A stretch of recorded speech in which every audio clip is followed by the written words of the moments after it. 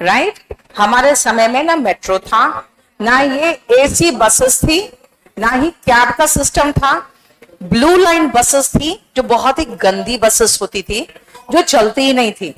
और एक DTC bus होता था जो कहीं रुकती नहीं थी,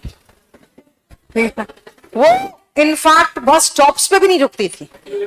ठीक है। और ऑटो वाले तो इतना घमंड में चूर रहते थे ना, आपको ऑटो से पहले भगवान मिल जाए, मतलब ये हालत थी। ये ऑटो वाले की तो हालत सब सही किया है इस ऐप ने, वरना इन लोग के घमंड में बाप रे कोई कमी नहीं थी। आप यहां से मुखर्जी नगर क्या वो जीटीपी नगर पहुंच जाओगे, ऑटो ढूंढते ढूंढते ऑटो ही नहीं मिलते थे। हाँ नहीं यार। तो अगर आप लोग सोच रहे हो ना कि नहीं मैं आम चलते नहीं है, बेटा मैंने पोर्शे से दिल्ली में लैंड नहीं किया था। हाँ समझे। देखो सबको मेहनत करना पड़ता है, और अपने अपने हिस्से का जो स्ट्रगल है ना वो दुनिया में सबको करना पड़ेगा। इसीलिए अगर आप सोचोगे सब कुछ आसानी से मिल जाएगा तो नहीं मिलेगा, और आपको स्ट्रगल करना जरूरी है। मैं ये मानती हूं हर किसी के लाइफ में स्ट्रगल का एक फेस आना चाहिए, वो बहुत मजबूत बनाता है और बहुत कुछ सिखाता है। ठीक है, चलो आजा चुपचाप से, हमसे बकवास बिल्कुल नहीं। सुनो, ड्यूरेटिव, जैसे आप लोग देखते हो जो हैवी मेटल्स है, जहां पर भी हैवी मेटल्स होते हैं वहां से सब लोगों को दूर रखा जाता है, जाने दिया जाता है पास नहीं। क्यों? क्योंकि वो सीधा सीधा आपकी जीन्स पर हमला कर सकता है, और उसका जो हमला उसी समय नहीं होता, फिर आप वहां से जब निकल जाओगे ना तब भी वो आपके बॉडी में चेंज ला रहा है म्यूटेशन के थ्रू।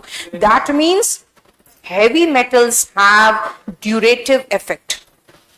ड्यूरा मतलब टिकाऊ, ड्यूरेटिव मतलब जो वैसे टिका रहे, लंबे समय तक चलता रहे। रिलेटिंग टू कंटिन्यूइंग एक्शन, बेटा इसका कोई सिनोनिम वगैरह नहीं हो सकता है, क्योंकि आप देखो कितना रेयर यूसेज है इसका। जैसे मैंने कहा कि इसका ड्यूरेटिव इफेक्ट होगा तो समझ में आ जाएगा कि भाई ये लगातार इसका असर होता रहेगा। हाँ, इंसेसेंट हो गया लगातार। जैसे अब इंसेसेंट की बात करोगे, जैसे हम इंसेसेंट रेन की बात करते हैं, आप इसके सिनोनिम में तो लिख सकते हो लेकिन इस फीलिंग के साथ नहीं लिखोगे। इंसेसेंट वो तो है ही, इंसेसेंट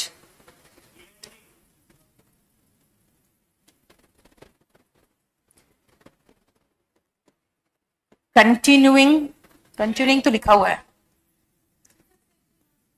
नहीं, सक्सेशन तो होता है एक के बाद एक। फैसिलेट बेटा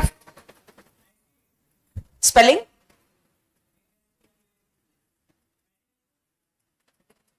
नहीं, पेरिनियल तो हो गया जो बहुत समय तक रहे, वो हो गया पेरिनियल। आप सब जगह यूज नहीं करते। अब पेरिनियल का मतलब है जैसे परमानेंट टाइप का जो हमेशा रहे, है ना, तो पेरिनियल रिवर्स होता है, पेरिनियल ट्रीज होता है।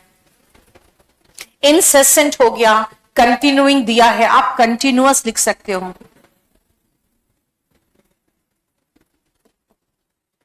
इसका एंटोनिम आप इंटरमिटेंट कह सकते हो, रुक रुक के। स्पोरैडिक कह सकते हो इसका एंटोनिम। इसका एंटोनिम में बाय फिट्स एंड स्टार्ट्स लिख सकते हो।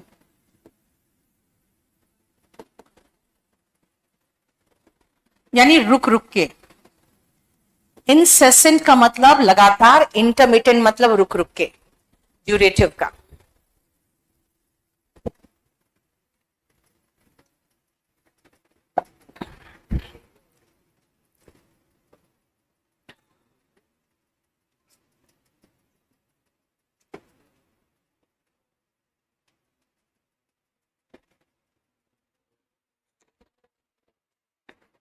ठीक है,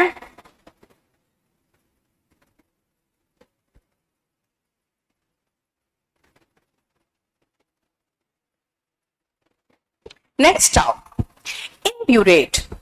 जैसे देखो कि जो क्रिमिनल्स होते हैं वो उसके साथ अगर किसी दूसरे को रख दो जो फर्स्ट टाइम क्राइम करके आए हैं, वो भी धीरे धीरे धीरे धीरे उनके साथ रखे वैसे ही हो जाते हैं, है ना।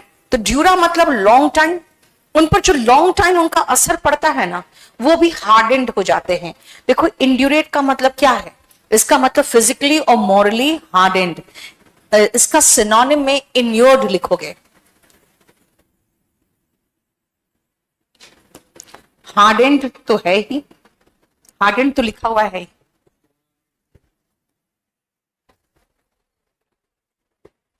यानी कि उसी तरह से क्रिमिनल की तरह सोचने लगोगे और एकदम सख्त हो जाओगे व्यवहार से।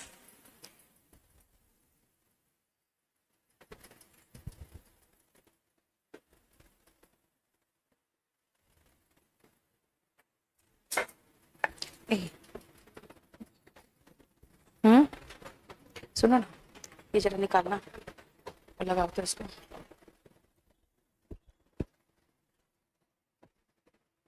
अब चलो, अब आ रही हूं मैं इडियम्स एंड फ्रेजेस में। देखो इडियम्स एंड फ्रेजेस में आपको पता है ना, एक एक शब्द का मीनिंग हम नहीं देखते, हम पूरा का मीनिंग देखते हैं। अब रूस्ट का मतलब एकदम ध्यान से याद रखना, इसका अपना एक मीनिंग है। जहां पे बर्ड्स रेस्ट कर रहे होते हैं ना, उसका रूस्ट कहलाता है। अब कभी कभी आप देखना, जहां पे कबूतर सब आराम कर रहे होंगे, वहां पे एक कबूतर एकदम ऐसे सीना फुला के कभी इधर ऐसे से जाएगा, कभी इधर ऐसे से जाएगा, है ना, और सारे कबूतर उससे दुब के बैठे रहते हैं। यानी कि उसी का बोलबाला चल रहा है वहां पे वही है जो बॉस है। तो अगर आप कहोगे कि भाई इसी का दबदबा चलता है, ये यहां पे डोमिनेट करता है, तो रूल द रूस्ट का मतलब हो गया डोमिनेट करना।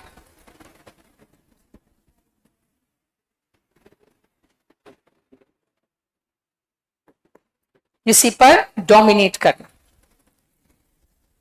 घर में किसका चलता है, मम्मी का कि पापा का? आपके घर में किसका चलता है? सुप्रीम कोर्ट कौन है आपके घर का? मम्मी है। तो आप कैसे इंग्लिश में बोलोगे, बोलो तो। My mother rules the roost at home. ठीक है, in my home my mother rules the roost. ठीक है, तो इसका मतलब है कि उन्हीं का बोलबाला है, वो डोमिनेट करती है। नेक्स्ट आओ, होप अगेंस्ट होप। कभी देखे हो आप हॉस्पिटल्स में डॉक्टर सीधा जवाब दे देता है, ये तो मरेगा। तो नहीं नहीं, कुछ तो किया जा सकता है। फिर डॉक्टर कहेगा नहीं ये तो मरेगा ही। फिर अगला कहता है नहीं नहीं, हो सकता है कोई चमत्कार हो जाए। तो वहां पे वो जो बंदा है वो होप कैसा कर रहा है, in a hopeless situation. So hope against hope का मतलब है to hope in a hopeless situation, यानी कि हाईली ऑप्टिमिस्टिक होना। जहां पे उम्मीद की कोई भी आपको आशा नहीं लग रही है, वहां उम्मीद करना। Highly, to be highly optimistic.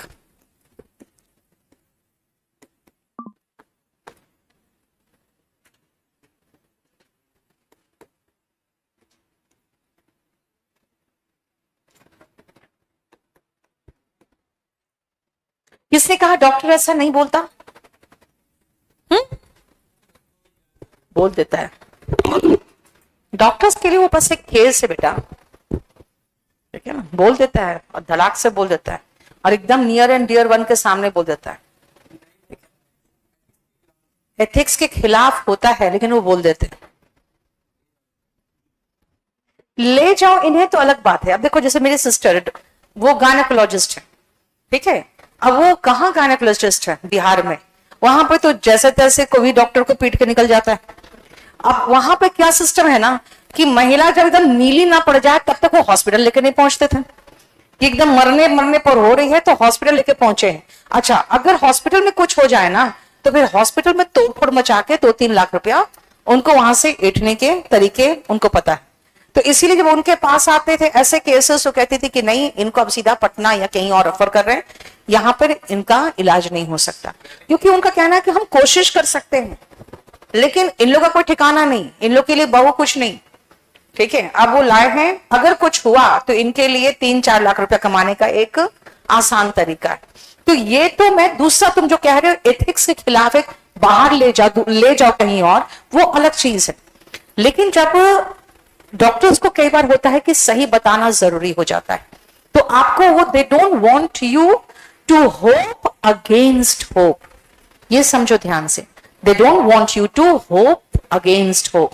Next आओ, गिफ्ट ऑफ द गैप, बेटा खाली गैप ये किसी और सिनोनिम में आया है। Blabber, babble, jabber, chatter, chat, blabber on, है ना, जैबर ऑन, ये सब सिनोनिम में आया है, जहां पे वो बकबक करने का सिनोनिम था। अब सुनो, यही बकबक करके लोगों को मोहित कर ले। यूट्यूब में क्लासेस देखते हो, है ना, खाली बकवास करके मोहित कर लेते हैं स्टूडेंट्स को। भाई यही भगवान है, क्योंकि उनमें क्या है, गिफ्ट ऑफ दी गैप, बोलने की कला। कुछ नेताओं को देखते हो, वो अपनी जनता के लिए एकदम भगवान बन जाते हैं। कैसे? Because they have the gift of the gap, यानी बोलने की कला। देखो सिनोनिम याद रखना, इसका कई बार आया है, आर्टिकुलेट और आर्टिकुलेशन दोनों आया है। Articulate, to be, and to be articulate, to be an orator. Eloquent, yes, very good. लोकुआ से बना हुआ वर्ड है eloquent.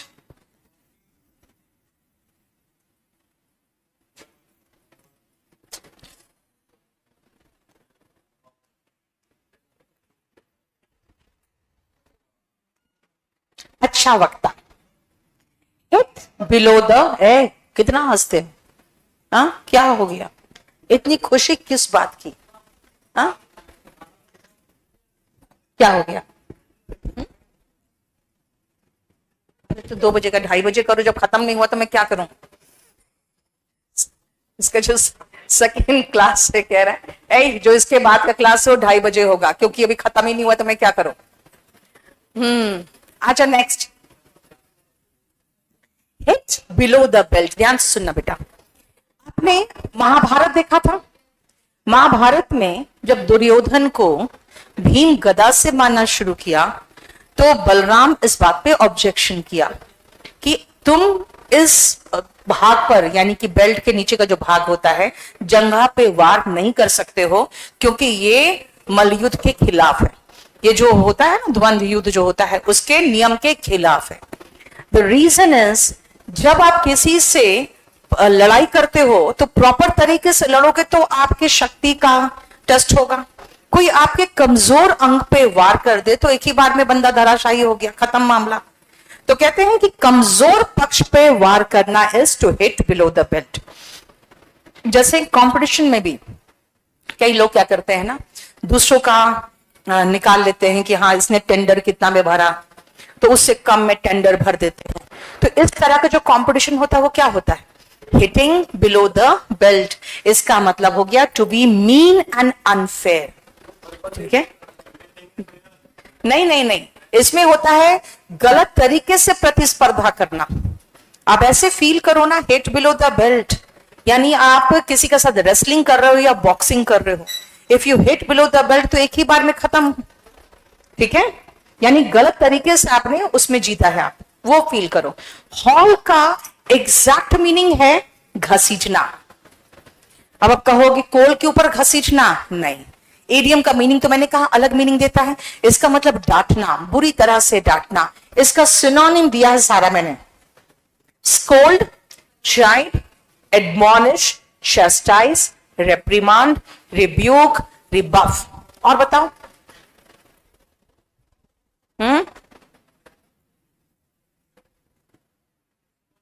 स्कोल्ड तो है ही बेटा,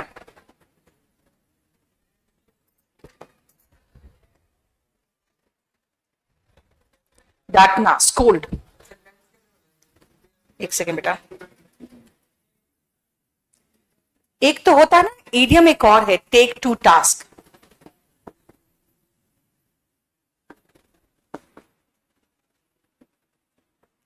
कैस्टिगेट है, लैम्बास्ट, यस।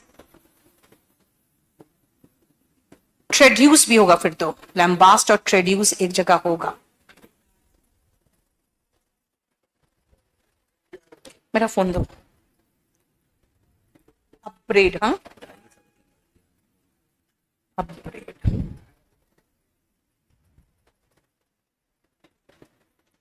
अपग्रेड भी होगा।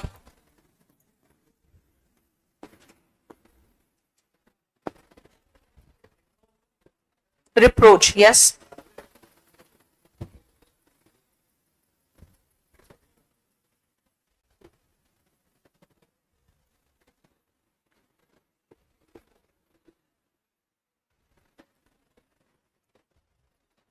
हाँ, क्या पूछ रहे थे तुम? सेंटेंस कैसे बनेगा?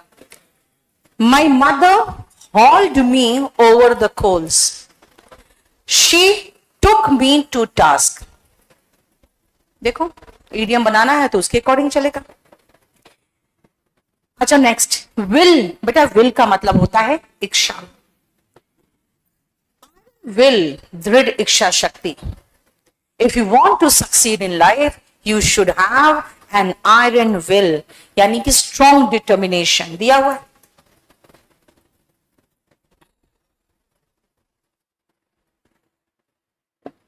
बोलो, कोई प्रॉब्लम यहां से?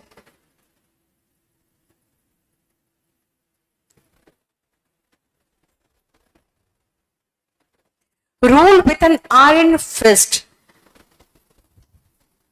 अगर आप एकदम आयरन फिस्ट के साथ ऐसे रूल करते हो, इसका मतलब दबा के रखते हो सबको अपने अंदर, है ना?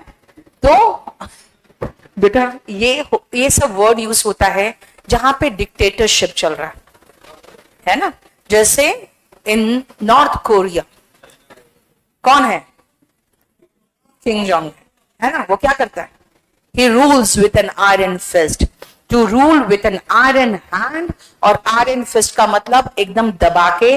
To rule with complete authority, है ना? अथॉरिटेरियन गवर्नमेंट होता है, डिक्टेटरशिप में ये सब वर्ड यूज होता है। आयरन फिस्ट, आयरन हैंड, यही तो है। Strike while the iron is hot। Iron नहीं कहते यार, आयरन कहते हैं, आर का प्रोनाउंसिएशन नहीं होता। सुनो, स्ट्राइक मतलब प्रहार करना। while the iron is hot, इसका मतलब होता है कि जब लोहा गर्म हो उस समय हथौड़ा मारो तो जैसा शेप चाहोगे वैसा ढलेगा, यानी to do something at the right time. इसका एक और इडियम है, टू मेक है, yes, while the sun shines।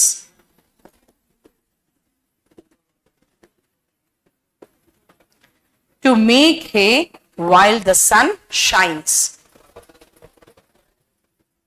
Clear? Next, how irons in the fire। ये जो ब्लैकस्मिथ होते हैं ना, ब्लैकस्मिथ जानते हो क्या होता है? लोहार। लोहार जितने आयरन्स को फायर में डाल के रखता है ना, इसका मतलब है उतने आयरन्स पे उनको काम करना है। इसका मतलब है कि जितने लोहे हैं आग में उतना काम है उसके हाथ में। अब मान लो आपको के पास बहुत सारा काम है, कोई और एक एक्स्ट्रा काम दे रहा है, आप कहोगे नहीं नहीं मुझे नहीं करना, मेरे हाथ में ऑलरेडी बहुत सारे काम हैं। कैसे कहोगे आप? I can't do your work, I have already too many irons in the fire, यानी हाथ में मेरे ऑलरेडी कई काम है। ब्लैक ऑक्स, बेटा इसको कहते हैं मिसफॉर्च्यून। अब ब्लैक ऑक्स है, ऑक्स मतलब तो बैल हुआ, लेकिन ऐसे इमेजिन करो ना, जैसे मरने के बाद हम लोग को लेने कौन आता है? यमराज। किस में आएगा ले जाने के लिए? भैंसे पर। अब वैसे काला भैंसा इमेजिन करो, जब वो आएगा तो क्या होगा? मिसफॉर्च्यून, यानी हमारे लिए तो बैड लक होगा। तो इसीलिए ब्लैक ऑक्स को ऐसे इमेजिन करो, बैड लक, मिसफॉर्च्यून।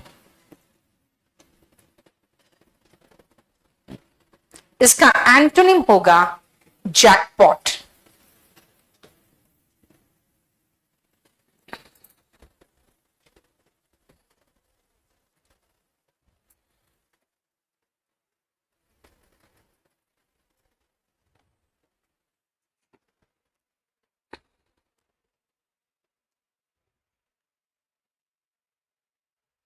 ठीक है? और हिंदी में सुनते हो बैल बुद्धि, है ना? अब बैल को किससे रिलेट किया गया है? बोलो,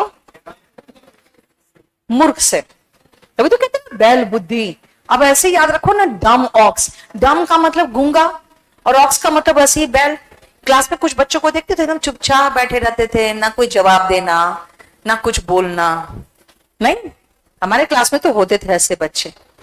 नहीं, आजकल वो ऐसे लिखते हैं उसमें हमारे ग्रुप में एक्स कार्मेलाइट का हमारा ग्रुप है, उसमें लिखते हैं कि भगवान का शुक्र है जो हमारे समय में फेसबुक, इंस्टाग्राम और व्हाट्सएप नहीं था, वरना हमारा भी वैसे ही हाल होता जो आजकल के बच्चों का हुआ था। तो मैंने ग्रुप में लिख दिया, तुम उस समय पढ़ते कौन सा थे, ठीक है। तो अब सोचो मतलब कितना दिमाग है अभी भी इन लड़कों का।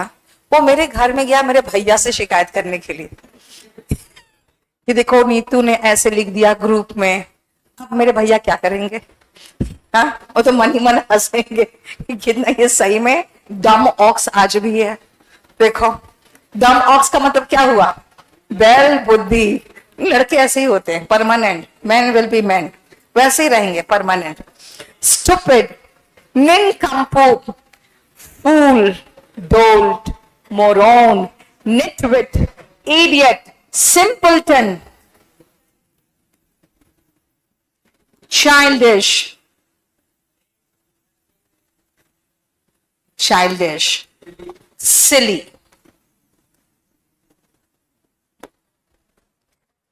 बेटे नाइव नहीं, नाइव होते ना इनोसेंट होते।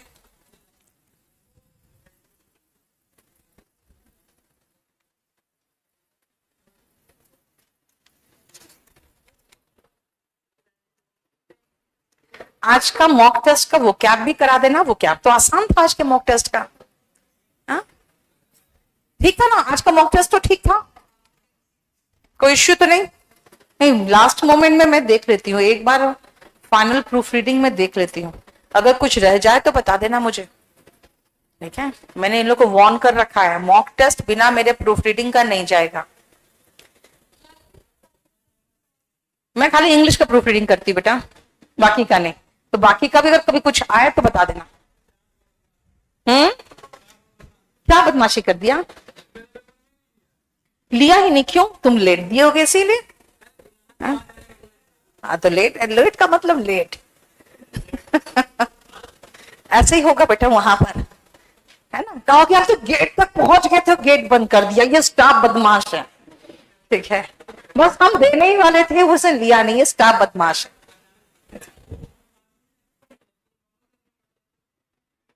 5 मिनट एक्स्ट्रा नहीं मिलता बेटा, उसी में सब कुछ रहता है। अच्छा दूसरी बात एक चीज और है, हम लोग ऑफलाइन करवा रहे हैं, लेकिन ध्यान रखना पूरे सप्ताह आप लोग ऑनलाइन टेस्ट वगैरह भी देते रहोगे, तो आप लोग को बहुत सारे ऑनलाइन टेस्ट भी मिले हुए हैं, ठीक है। क्योंकि ऑफलाइन एंड ऑनलाइन में अराउंड 15 मिनट्स का आपको डिफरेंस महसूस होगा। अगर ऑफलाइन की खाली आदत डाल लोगे ना तो ऑनलाइन में आप 15 मिनट एक्स्ट्रा ले लोगे, इसलिए दोनों का इंतजार, याद रखना दोनों का आपको एक्सपीरियंस होना चाहिए। The ox in the ditch, ditch का मतलब गड्ढा। अब ध्यान से सुनना, अगर ऑक्स, अब समझते हो 500,000 केजी का ऑक्स गड्ढे में गिर जाए तो फिर आप सोचोगे चलो अभी हम अपना काम निपटा लें और फिर बाद में आते हैं, वो तब तक इतना उसमें उछल कूद मचा देगा कि और वो 2 फीट नीचे चला जाएगा। इसका मतलब है कि सारा काम धंधा छोड़ के सबसे पहले उसको निकालना पड़ेगा आपको, यानी ऐसा काम जिसमें आपको सबसे पहला अटेंशन देना पड़ता है। सो इन 2020 we found an ox in the ditch and that was COVID-19, है ना। सारे काम धंधा छोड़ के आपको उस अर्जेंट काम को अनडिवाइडेड अटेंशन देना पड़ा उसको सुलझाने के लिए। समझ में आया। नेक्स्ट आओ, टू प्ले ट्रूएंट। बेटा याद रखना खाली ट्रूएंट का मीनिंग भी आया हुआ है। ट्रूएंट का मतलब होता है वो व्यक्ति जो बिना परमिशन के अपने काम से गायब है, वर्क प्लेस से या स्कूल से गायब है। तो अगर हम कहेंगे भाई हमको ये सेंटेंस में वर्ब के साथ बना के दिखाओ कि वो हमेशा काम से जब तब छुट्टी लेता रहता है बिना परमिशन के, तो आप कैसे बोलोगे, he plays truant। इसका मतलब है to be absent without permission, और truant का मतलब होता है one who is absent without permission, और ये इसका रूटीन बन गया है। उस व्यक्ति को ट्रूएंट कहेंगे और ऐसा करना को टू प्ले ट्रूएंट कहेंगे। नेक्स्ट, फिर आप इमेजिन कर सकते हो to play fast and loose. जैसे मैं फास्ट गाड़ी चला रही हूं और एकदम लूज सीट बेल्ट पहन के। आप कहो कि कितना इररिस्पॉन्सिबल तरीके से आप बिहेव कर रहे हो। वही तो है to play fast and loose, यानी एक तो इसका सबसे मेन है इररिस्पॉन्सिबल वे में काम करना। टू प्ले ट्रुएंट का परमिशन, यार पर्सन लिख दिया मैंने, परमिशन, हाँ सही बात। तो मैंने क्या कहा कि अगर मैं गाड़ी चला रही हूं तेज और सीट बेल्ट लूज पहन के, आप कहोगे आप बहुत इररिस्पॉन्सिबल वे में काम कर रहे हो, यानी कि टू गैर जिम्मेदाराना हरकत करना, that is to play fast and loose. During COVID-19 you found almost all the state governments played fast and loose। लेकिन इसका एक और मीनिंग होता है बेईमान तरीके से काम करना। खुद सोचो, जो ऑफिसर्स बेईमानी कर रहे हैं, क्या वो जिम्मेदार तरीके से काम अपना निपटा रहे हैं? नहीं। तो इसका मतलब वो भी तो हो गया बेईमान तरीके से, गैर जिम्मेदार तरीके से अपना काम करना। ठीक है, हाँ। इन्फ्लुएंस्ड बाय IT सेल, आ जाओ। टू प्ले द गैलरी, चलो गैलरी का मतलब गलियारा। आप सुनोगे राजनीतिक गलियारे में हलचल, है ना? जब भी आप ज्यादा सुनोगे राजनीतिक गलियारे में हलचल चल रहा है, तो आपको पता चलेगा कोई दो लीडर्स मिलके कोई पार्टी फॉर्म कर रहे हैं या एक दूसरे को सपोर्ट कर रहे हैं। जैसे नीतीश कुमार जब बीजेपी में आए तो पूरा हलचल मच गया, नहीं? उसके बाद वो बेचारा कितना अच्छा, उन्होंने तेजस्वी यादव ने कहा उसमें कि हम लोग कितना अच्छा बात बतियाते थे, नहीं? उसका तो पूरा का पूरा वो मीम बन के वायरल हुआ, राइट? अब वो क्या है, जैसे उन्होंने अपनी पार्टी चेंज की, बिल्कुल सनसनी फैल गया। और उन्होंने ये करने की क्यों किया? क्योंकि उनको महसूस हुआ कि भाई इधर आऊंगा मैं तो ज्यादा सपोर्टर्स बीजेपी के हैं। इसका मतलब कुछ ऐसा करना जो मोरली सही ना हो या हो नहीं पता, लेकिन इससे लोगों का सपोर्ट मिले। That is called to play the gallery. देखो, to do things that one things will be popular among many people instead of doing what one thinks is right। यानी ज्यादा सपोर्ट मुझे ये दिलाएगा। अब नैतिकता अनैतिकता को ताक पे रख के, so you can say in Bihar Nitish Kumar played the gallery. ठीक है, प्ले डक्स एंड ड्रेक्स। अब देखो इसका भी इडियम कहां से बना है, सुनो। जब पोल्ट्री वगैरह में, यहां तो खैर इंडिया में आपको मुर्गियां ही मिलेगी ज्यादा, ऐसे आप देखोगे वेस्टर्न कंट्रीज में डक्स भी होते हैं। तो अब अपने ही डक्स एंड ड्रेक्स, डक का जो नर होता है वो ड्रेक होता है, अपने डक्स एंड ड्रेक्स से खेलने लगे। इसका मतलब है फिर तुम उनको बेचोगे कैसे? फिर तो उसी से खेल ही रहे हो। यानी कि जो बिजनेस करना है उन पैसों के साथ तो तुम बस खेल रहे हो। This means wasting your money. पैसों से खेलना, बर्बाद करना। अगर मैं कहूं कि तुम अपने पापा के पैसे बर्बाद कर रहे हो, कैसे बोलो? You are playing ducks and drakes with your father's money। Play your cards right। कभी ताश खेले हो? ताश में अगर सही पत्ता फेंको और सही तरीके से फेंको, चांसेस रहते हैं जीतने के। और आप माफ करोगे, एक भी गलत पत्ता फेंक देते हो तो आपके चांस गड़बड़ा जाते हैं। इसका मतलब है सही तरीके से पत्ते फेंकना। अब आप देखोगे कुछ प्लेयर्स अपने पर्सनल लाइफ में भी बहुत सक्सेसफुल हो गए। अब विराट कोहली को देखो, अनुष्का शर्मा को देखो, ये लोग के अपने बिजनेस भी और है, इनके होटल्स है, रेस्टोरेंट्स है ना? तो आप कहोगे they played their cards right. उन्होंने सही तरीके से अपने लाइफ में स्टेप्स उठाए। ठीक है, to play second fiddle. Second का मतलब समझ रहे हो ना, सेकेंडरी पोजीशन, दोयम दर्जा, सबऑर्डिनेट पोजीशन लिखा हुआ होगा।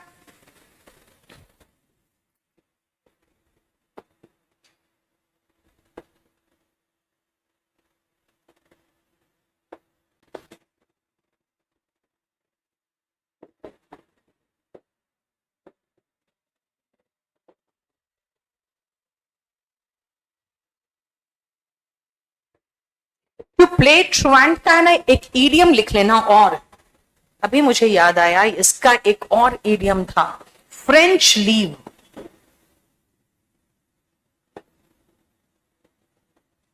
टू प्ले ट्रुएंट का फ्रेंच लीव।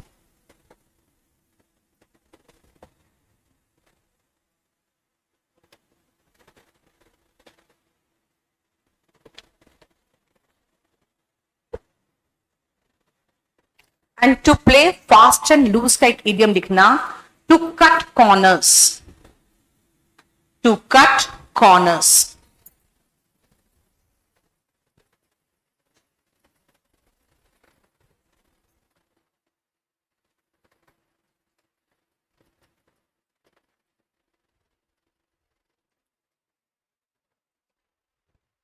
हो गया? चलो, इसमें क्या कहा मैंने? टू एज्यूम सबऑर्डिनेट पोजीशन, दोयम दर्जा लेना। जैसे कई बार ऐसा होता है, कोई आपके कंपनी में टॉप मोस्ट पोजीशन पे है, सब कुछ उसी के अंडर में है, और मालिक लाके या कंपनी किसी को हायर करके उसके ऊपर बिठा दिया, देखोगे उसने रिजाइन कर दिया। भाई रिजाइन क्यों कर दिया? Because he could not play second fiddle, subordinate position में वो काम नहीं कर पाया। बहुत सारी हमारे देश में हीरोइन भी है जो अपने हस्बैंड के लाइफ में सेकेंड वाइफ बन के आई है ना? क्या बोलोगे उसको? अब नाम नहीं लो, छोड़ो, बहुत सारे नाम मत लो। आप कहोगे she played second fiddle in the life of a husband. ठीक है, रील बन जाएगा तो प्रॉब्लम हो जाएगा ना यार, समझा करो। हाँ, फिर वो कहेगी यार हम ही मिले थे तुम्हें क्लास में एग्जाम्पल समझाने के लिए। हाँ बताओ। हाँ, यार हम तो ऐसे बिना बात के कंट्रोवर्सी में फंस जाते हैं, तो काहे को मुझे फंसा रहे हो? नहीं यार, वायरल अच्छे काम से हो तो अच्छा लगता है ना वायरल, है ना? अब बुरे काम से वायरल होने में क्या फायदा? एक तो बहुत गंदा से वायरल हो गए थे, उसमें भी मुझे खराब ही लगा था, एमबीए चाय वाले के चक्कर में।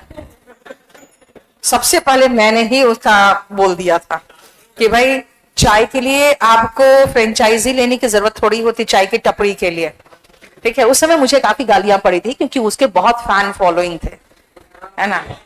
नहीं, जिस समय मैंने बोला था उस समय तक उनको कोई इल्जाम नहीं लगा था, और उस समय मुझे ही गालियां पड़ी थी कि ये जलती है।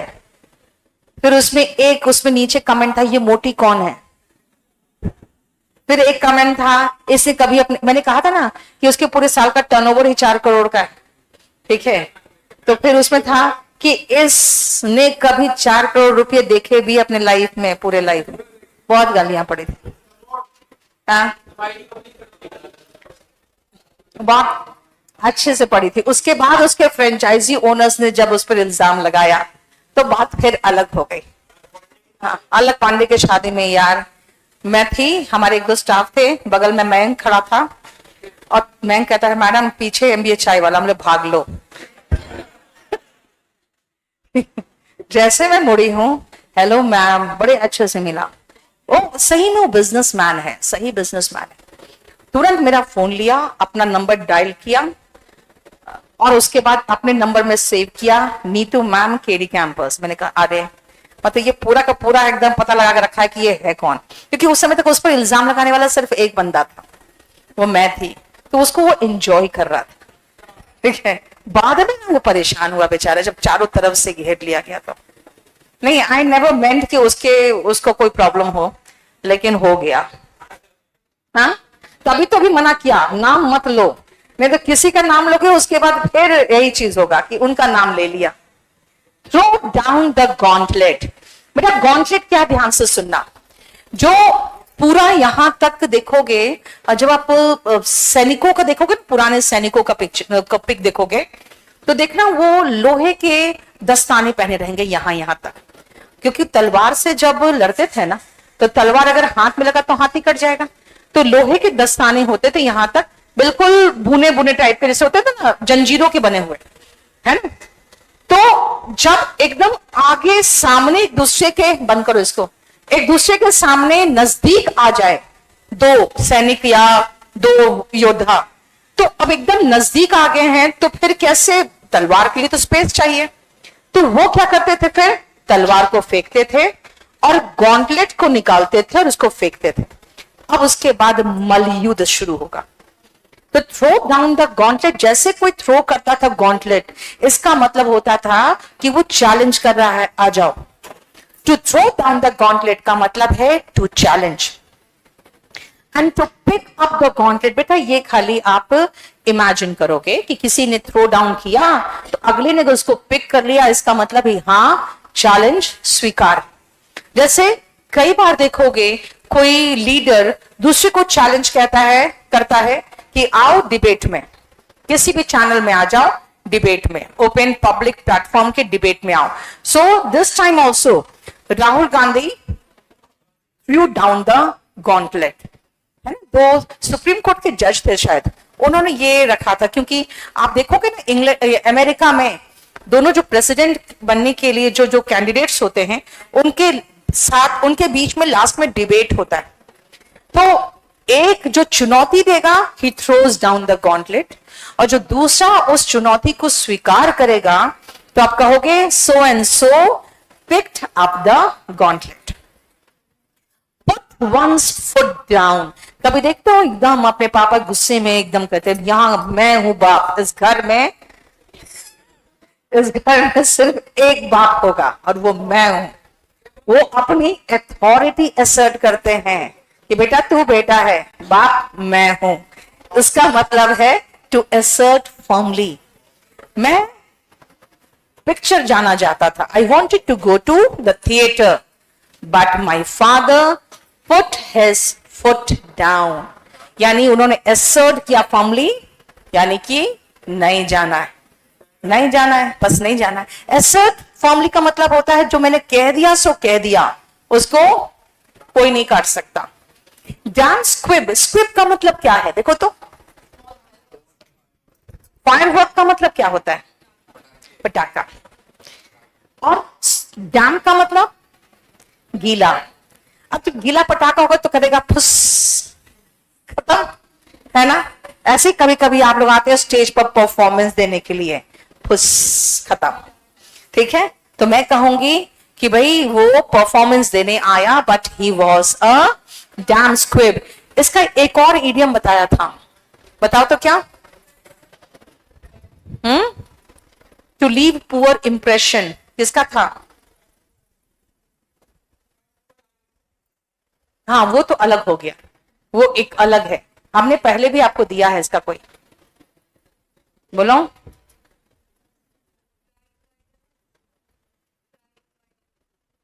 क्राइम वाइल्डनेस का होता है, जंगल में मोर नाचा किसने देखा, वो था। कुछ और था, टू लीव पुअर इंप्रेशन का, to cut a sorry figure, to cut a sorry figure, पहले कभी बताया था आपको। इसी का है टू कट नो आइस, किसी को देख के सॉरी फील हो, यार किया क्या इसने, कितना बेकार घटिया सा डांस, है ना।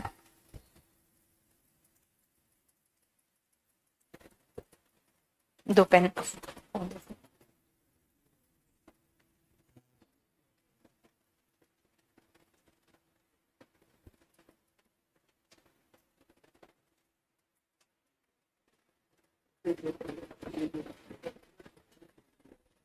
एक सेकेंड रुकना।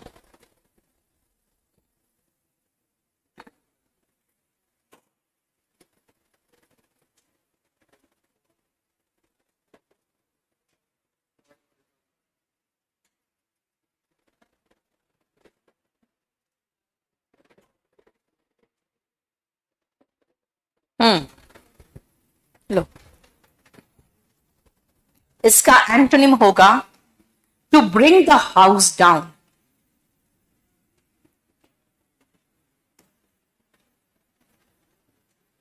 To bring the house down का मतलब चाहो तो लिख लो, टू रिसीव ग्रेट एप्लॉस, मतलब बहुत ज्यादा तारीफ मिला। डांस स्क्विब का एंटोनिम।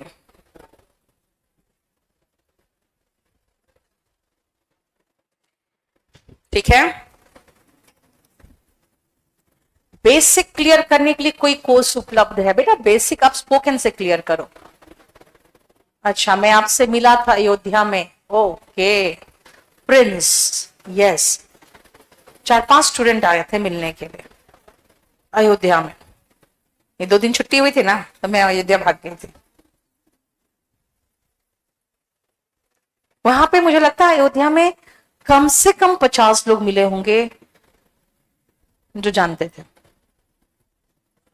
और बहुत अच्छा लगता है यार। कम से कम मतलब मैं कह रही हूं, जैसे होटल में यार सही में अच्छा लगा कुछ लड़कों को देखकर, लड़कियों को देखकर। वहां जॉब कर रहे हैं, वहां पे जॉब कर रहे हैं और वो पढ़ भी रहे हैं, तो अच्छा लगता है जब देखते हैं लोग मेहनत करके अपनी लाइफ बनाने की कोशिश कर रहे हैं। नहीं, बहुत स्टूडेंट्स बहुत अच्छे अच्छे। अब मैं गई कहाँ, मैं होटल गई, पूजा गई करने, अब फिर होटल, और कहीं नहीं। चलो, हो गया खत्म, ये हमारा 7 नंबर फिनिश हो गया। आप कौन सा करना है? अब मैं थोड़ी देर में आपका शुरू करूंगी पैसिव टू एक्टिव, ठीक है? वो हार्डली आधा घंटे का, तो आ जाओ 5 मिनट का ब्रेक लेकर, ठीक है? एक दूसरा शीट है बेटा, एक लिख रहा है पंखा बंद करवाओ, बेटा यहां लिख रहा है, यहां बैठ के यहां लिख रहा है पंखा बंद करवाओ